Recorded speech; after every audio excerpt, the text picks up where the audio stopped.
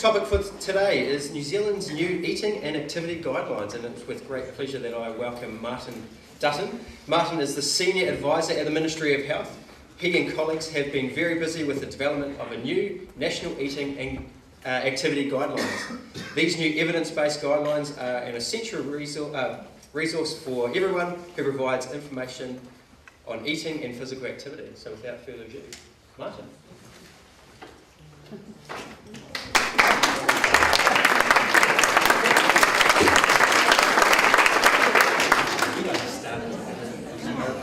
Tēnā koutou katoa. Ko Ngāti Inorangi, Ngāti Pākehā o ko iwi. I noho mai o ki konei o Aotearoa I waru nātou. Engari I tupu mai o I roto ki te takiwa o Rutland Inorangi. Ko Rutland Water Te Awa, ko Barnsdale Te Monga, ko Martin Dutton Aho. Hope that was okay, everyone. Obviously not my strong point. I'm feeling a bit of pressure. So here's what I'm going to be talking about today. So I'm going to be giving you a brief presentation, and I will be flying through this. So if anybody does have any questions, we can take those at the end, and I can also leave my email address so you can contact me afterwards as well. So in today's presentation, we're going to highlight what the eating and activity guidelines actually are, who they're for, how they came about, how and why the advice has changed, which is kind of the most important bit, and what's next in the bigger scheme of things. So we'll start off by telling you we've got the eating and activity guidelines here, which is available online. This is an essential evidence-based resource that we've worked hard to line everything up and get all the evidence together in order to actually produce this document. So the population level statements that are supported with other resources that we've got here. So the summary, the topical questions and what's changed. And then on top of that, we've also got resources for the public, which are the two down the bottom. All of these are available online, and you can order copies as well. So as Karen has been through, this is actually one of the 22 initiatives in the Childhood Obesity Plan. So it's just right down the bottom here, under the broad population approaches. So I won't go through it in too much detail because Karen's obviously been through this already. But what I will say is that the package actually brings together initiatives from government, from the food industry, and from other organisations as well. And as you know, it's the Childhood Obesity Plan, and the reason why the eating and activity guidelines for adults are in here is twofold, really. Firstly, whatever adults do, what they eat and how active they are, has a real impact on how physically active and what the children actually eat. They're the guiding people for the actual plan. And secondly, this is going to be the first document in a series. And in the future, we actually plan to bring other population groups into this resource, so that it's going to be for all New Zealanders. So we're going to have one resource with all of the statements in for adults, for children, for older people as well. So our work aligns quite nicely with other things, such as the physical literacy approach, which Joe's going to be talking about later. So the physical literacy approach is a whole-of-life approach. It's on how to be physically active at various different stages throughout life. And it forms the framework really for health practitioners, regional sports trusts, etc., to put evidence-based guidelines, IAR guidelines, into practice. So if you like, the AGs are the evidence-based recommendations, the things that you really need to know, and the physical literacy approach is the motivational how or why. And as we all know, if somebody is motivated to be active, then they're going to continue to do so.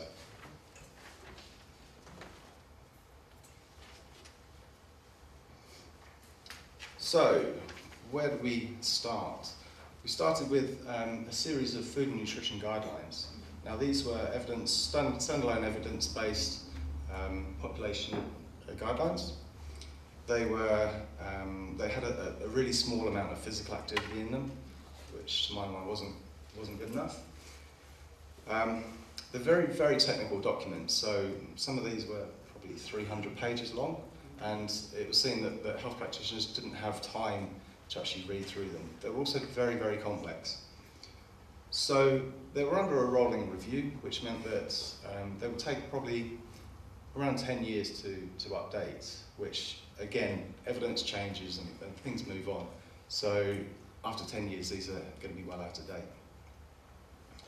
So eventually what we are hoping to do is get the eating and activity guidelines to replace all of these 5 documents. At the moment, it just replaces the very first one, the food and nutrition guidelines for healthy adults, but eventually it will replace all of them. So how did we come up with the new concept? Well, first of all, in 2011, we had an independent evaluation of the food and nutrition guidelines, and overall they were seen as highly valued. You know, people did like them. They were seen as essential to supporting health practitioners, but they were seen as very, very complex, as I've said. And it wasn't just health practitioners that were using it, it was other people who had an interest in food and nutrition and had an interest in physical activity, you know, community health workers, regional sports trusts, etc. And it was seen that they weren't responsive enough either, so they needed to be updated more frequently. So what did we do? Well, we produced a new guidelines model, and in it we changed the name from food and nutrition, which is very kind of nutrient focused, to the eating and activity guidelines. We included a physical activity, so it's got an equal footing as the nutrition part. We improved the accessibility, making the document much shorter, much clearer, much more concise. So I think this document is just about 50 pages, and that's got the eating and the activity parts to it, not just the food parts, which were 300 pages. And in the future, we're hoping to sort of take in the broader concepts, things like how we eat together, you know, the importance of being physically active together as well. So we went through quite a robust process to actually get here. So first of all, we convened an external technical advisory group. This was sort of academics, these people, who have got a focus on either nutrition and physical activity and really know the evidence basis behind it.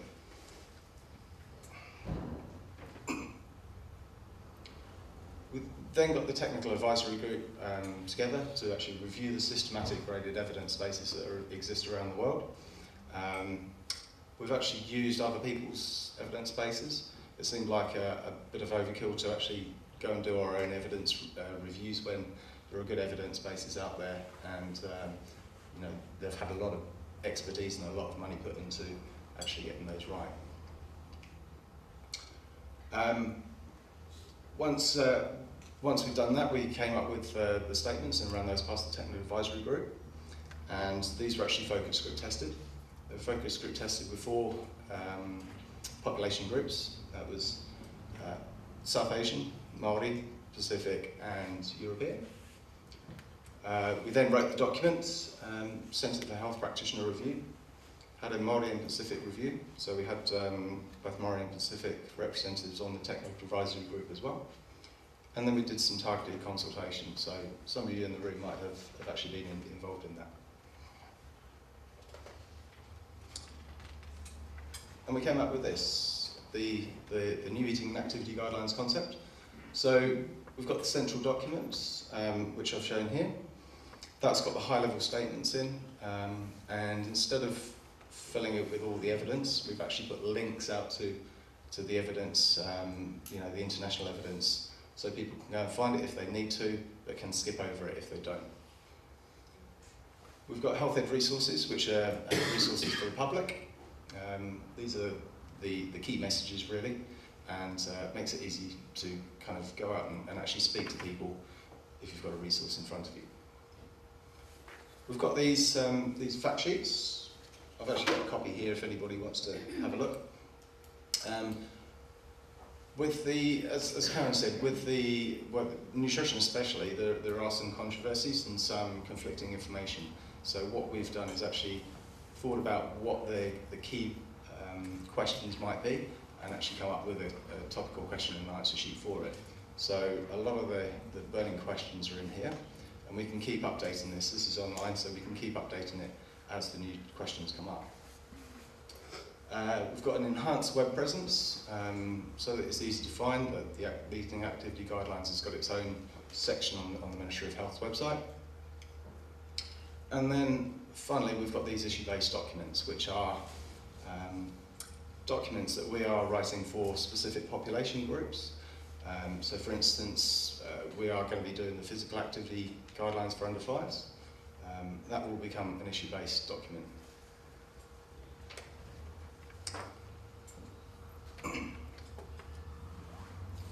So getting on to the real nitty-gritty, what's changed? Well, with the nutrition statements, or the eating statements I should say, there's more emphasis on choosing better quality grain foods, because these can reduce the risk of cardiovascular disease, type 2 diabetes and bowel cancer, and another number of other things as well.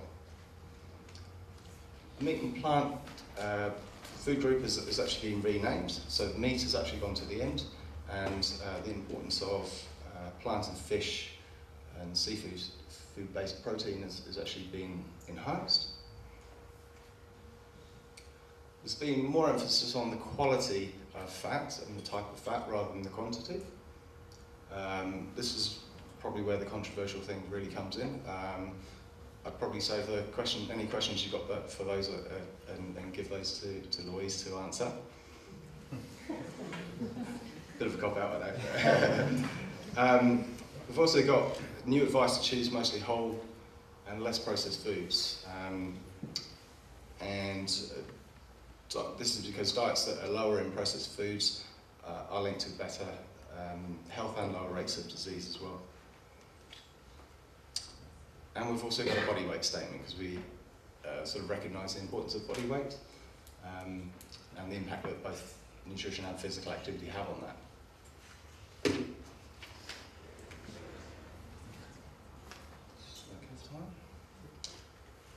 In terms of physical activity, this is the bit I know about, so if you've got any questions on this, then feel free to fire them at me.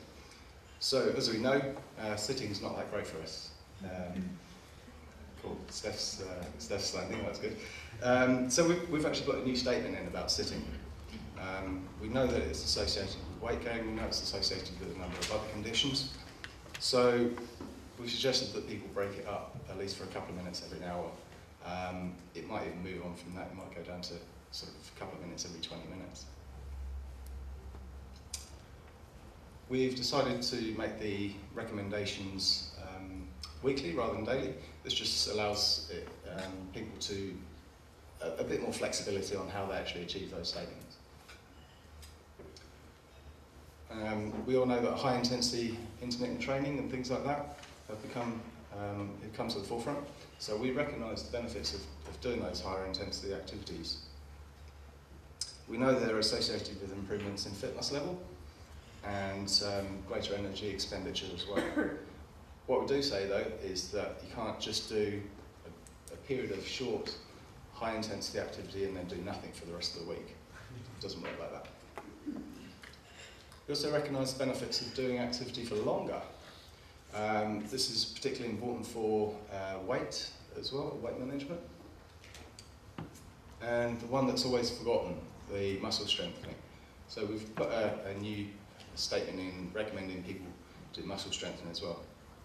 Muscle strengthening is really helpful for reducing the risk of injury and also for keeping the body agile for doing sort of those everyday activities that you might not think of when you're sort of fit and healthy. It also leads on quite nicely for the people that are in, sort of getting towards the end of the adult population and into those guidelines for older people. For over 65s, it's really, really important that people do that muscle strengthening. So start them off early, get them done. Right, can we do a quick exercise now, quick chemo? So I've already put I'm here to help you, Martin. Leo's coming up. Thanks, Leo. Leo. So, if you're anything like me, you're probably a bit bored of sitting down right now. So, what we're going to do is Leona and I are going to demonstrate a quick key move. This is called Whānau Whānau.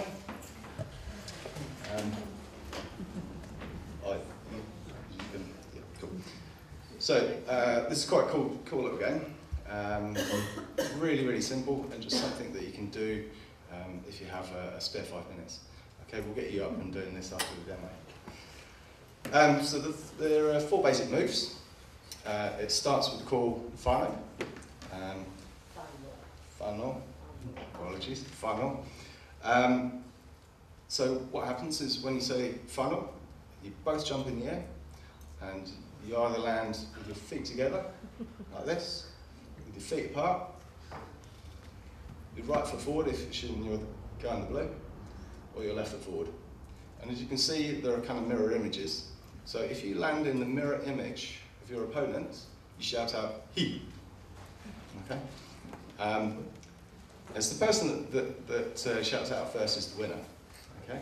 But you can't just kind of quietly say he, because if you do that, and you both do it at the same time, it's the one that shouts out the loudest that wins. Conviction to it. So you've got to have a bit of conviction. So, Who's calling for Yeah. us? For us. you can call it. All right. In my heels. In your heels. All right. Whānau. Whānau. Whānau. Whānau.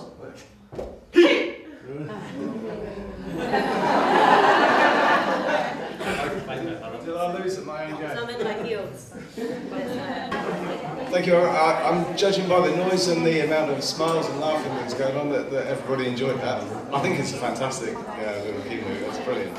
And you can just bring that in if you've got a spare 5 minutes with your class. Okay, so what's next?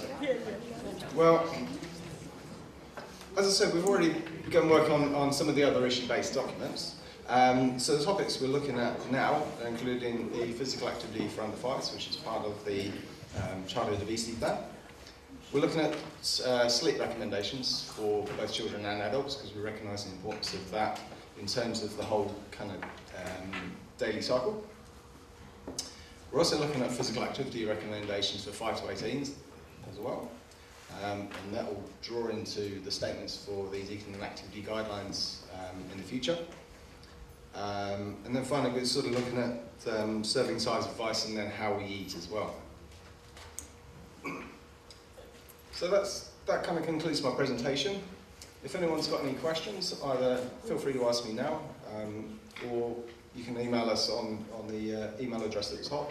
This will be going up on the ANA website, so you don't need to write it down now. And I'll also put up the actual statements themselves. So these are the eating statements, body weight statements, and the activity statement as well. Any questions? Just a statement, really. It's taken us 15 years, perhaps longer, to get the 30 minutes a day moderate physical activity message across to people.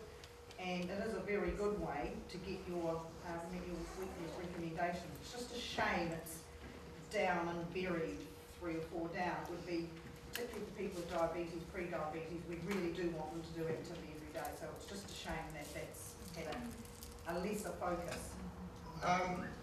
Yeah, I mean, what we say is as I say, the 2.5 hours of moderate or vigorous physical activity a week can actually be, we use it as an example, 30 minutes a day on 5 days a week. We've actually got that as an example in our of a way to achieve it in our guidelines. So it's not been lost, but as I say, it has moved on from that slightly. It's not to say it's not a great way to do it, but it is very kind of rigid in how it's achieved. So we just like to give people a bit more flexibility. We're talking about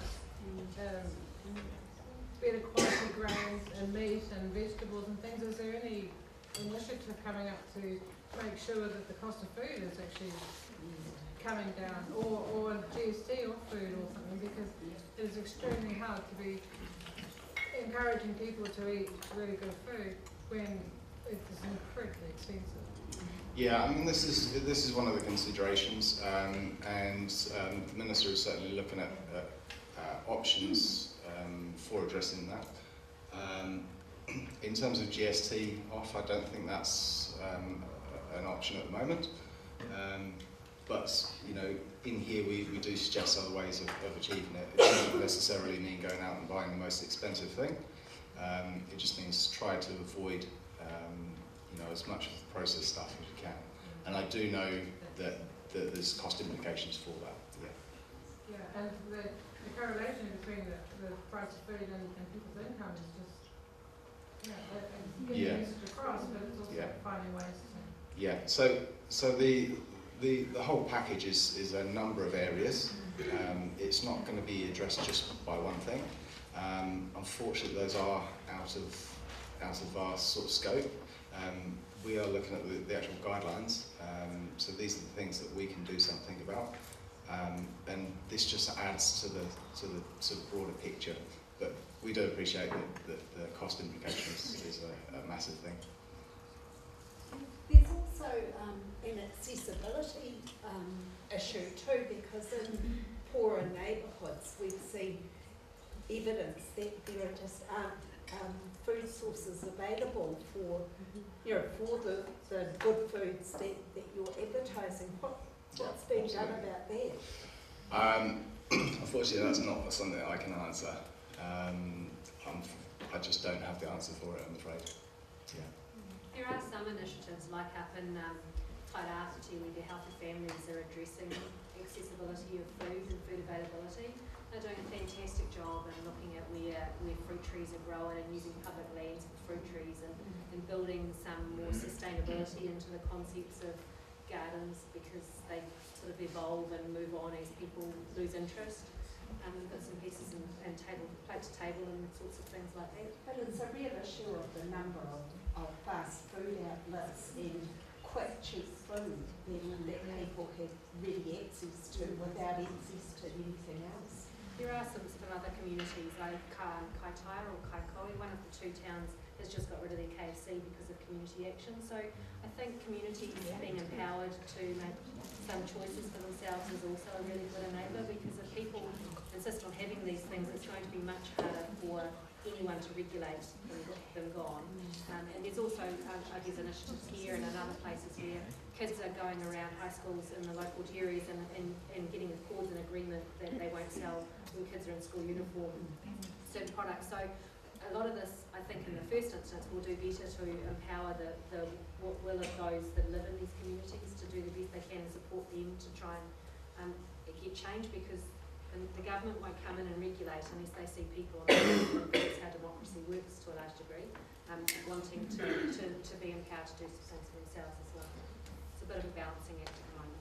Just in our weekend paper, there was quite a big article on foraging for food and where you can find free food in this Hamilton area and surrounding districts. So I thought that was really good. Yeah, and in fact, that's one of the things that is recognised. You know, gathering and preparing food in the statements at the bottom as well. Nutrition statements. Any other questions? Martin, you talked about physical activity guidelines for under 5. Is that something that's been developed?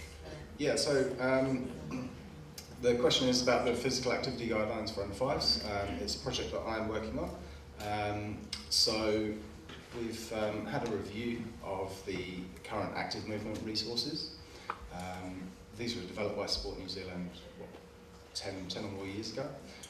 They're not doing any work on them at the moment, so the Ministry of Health has actually picked that up.